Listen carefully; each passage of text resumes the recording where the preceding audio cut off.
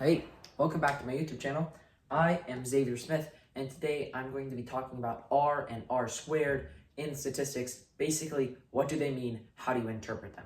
So this is going to be pretty quick. So R, basically, these both have to do with least squared regression lines. So approximately unit 2 of statistics.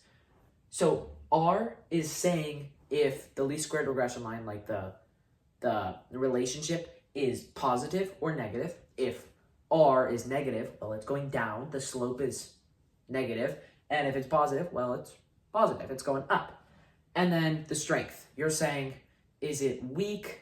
Is it moderately strong? Is it strong? Very strong, right? So the closer R is to -1 or 1, the stronger it is, and the closer it is to 0, the weaker it is. So if it's like 0.5, you're like, oh, that's moderate. 0.7, you can still say that's moderately strong. It's kind of your own opinion. But if it's like 0.2 and you say strong, you're wrong.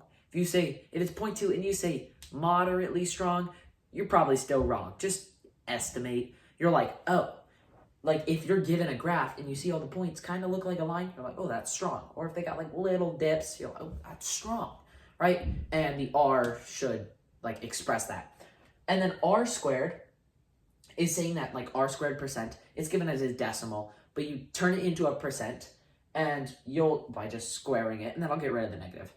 It'll say that percent of your Y context of like something we did in my class is like, how many rubber bands you do determines how far Barbie drops. So you say like 98, like if your R squared is 0.98, you'd say 98% of like the distance Barbie fell is accounted for by the least squared regression line with X context, which would be like number of rubber bands added. So R squared, all you do is you say, oh, that percent of the data is accounted for by this least squared regression line. You don't even really have to know what it means. You just have to say that. So make sure you get something like that down. And then you might get questions saying like, oh, R is this, now interpret R, right? You're like, well, from R, I can tell it's positive or negative and what the strength is, but you'll kind of need the least squared regression line like graphed out to say, okay, is it linear, which is your opinion. If it's like curved exponential, don't say it's linear. But if it looks like a line, there's some like unusual points, it's probably linear. And then if there's an unusual point, make sure to say that.